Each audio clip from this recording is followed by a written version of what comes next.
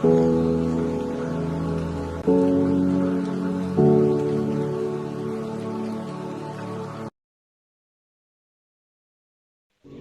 day and have a nice day. These are the group 3 presenters discussing the awareness of earthquake, typhoon, and fire.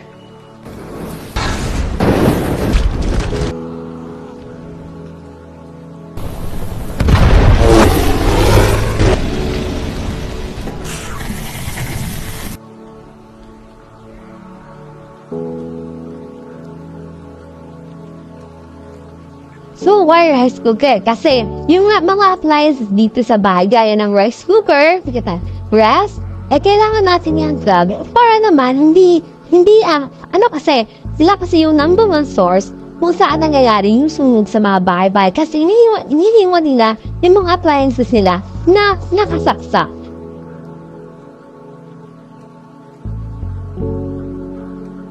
Bata man, mga matatanda, at especially mga nanay, paalala lang po, wag po natin iwan nakabukas itong gasol kasi number one itong pinagpupunan or pinagmulan ng kapoy. Kaya nga nagkakasta ng smoke.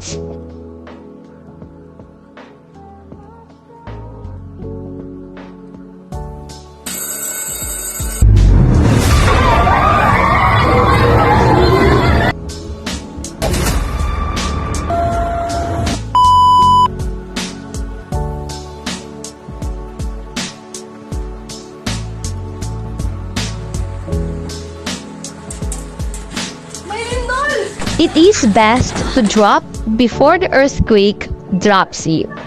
Find nearby shelter or use your arms and hands to cover your head and neck. Hold on to your shelter and move with it if it shifts. Drop, cover, and hold gives you the best overall chance of quickly protecting yourself during an earthquake. Even during quakes that cause furniture to move about rooms.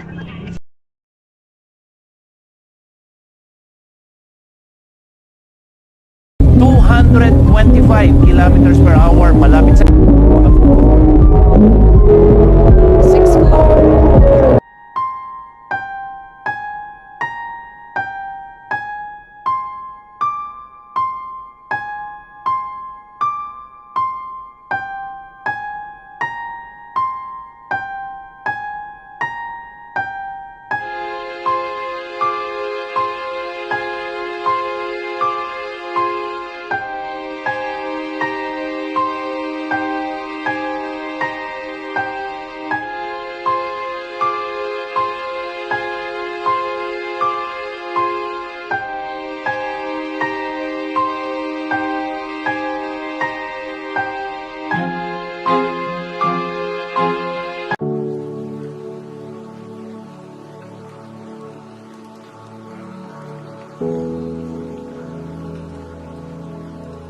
What's up mga kaibigan?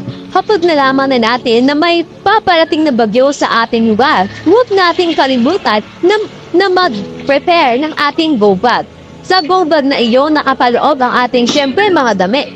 Yung mga ready to eat na mga pagkain, kagaya ng biscuit, dilata, at saka ito. At saka sa ating go bag nakapaloob din sa atin yung first aid.